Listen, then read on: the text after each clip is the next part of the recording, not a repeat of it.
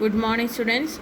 Today we start with the lesson balancing a chemical equation. There are two methods for balancing an equation. First method is hit and trial method. Second method is partial equation method. We move to the first method, balancing by hit and trial method. In this method consists of counting the number of atom of each element on both sides and trying to equalize them. The steps are: count the number of times of an element occurring either side. The element with the least frequency occurring is balanced first. And when two or more elements have same frequency, the metallic element is balanced first. The general rules are: balance oxygen atom.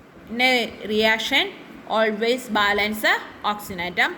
Second, balance hydrogen atom. Then balance any other atoms. Then remember this: always use a whole number in the both side of equation. Always start from smallest whole number. No addition or deletion of substance in the reactant or product side. This much points you remember. Simple equation is 2H2 plus 3O2 gives 2H2O. First count the number of atom of all elements in either side. Here two elements present, hydrogen and oxygen. Reactant side 4 hydrogen and 6 oxygen. Product side 4 hydrogen and 2 oxygen. So first we balance the oxygen by putting 6 in the product side.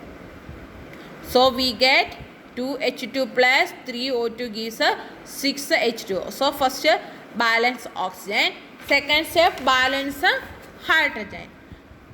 Here it is 12 hydrogen, so put 6 here. So we get multiply the product reactant with 3, we get 6H2 plus 3O2 gives 6H2O. Simply Na plus H2O gives NaOH plus H2. Count all number.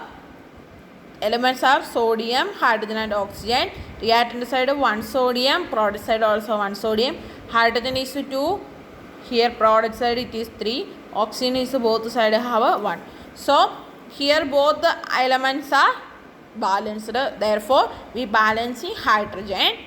To balance hydrogen, reactant side multiply with 2, we get 2H2O. Na plus 2H2O gives NaOH plus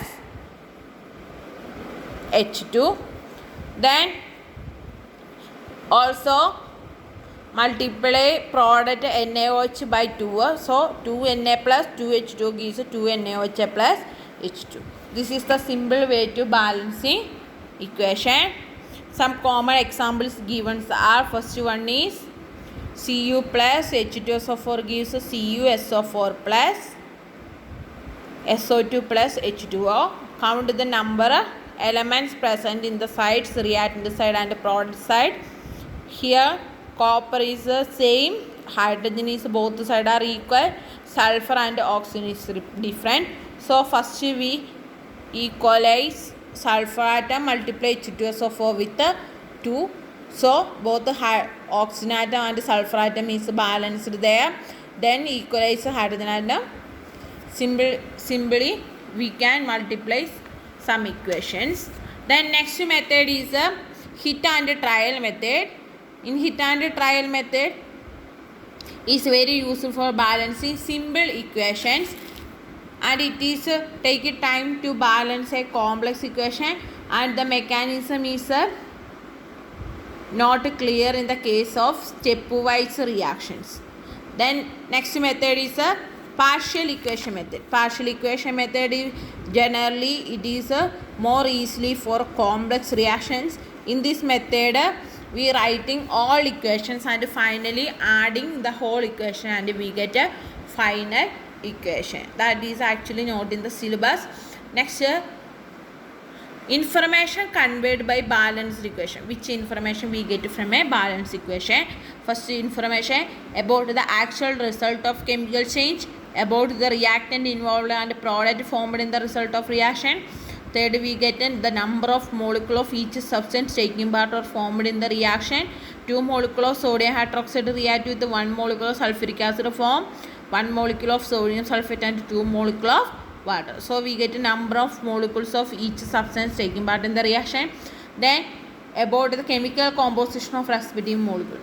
Here one sodium in sodium hydroxide, 2 molecule of sodium hydroxide contain 2 sodium atom, 2 oxygen atom and 2 hydrogen atom. Similarly, we can identify the chemical composition of respective molecule. Then we can determine the molecular mass by adding the total atomic masses of each element. We get finally reactant side molecular mass is same as the product side. It proves that the every reaction obey total law of conservation of mass.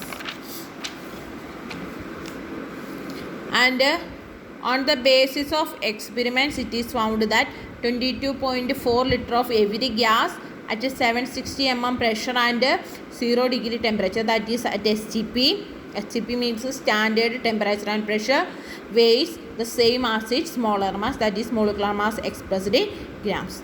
So any gas molecules having volume 22.4 liter at STP have a mass equal to molecular mass in grams.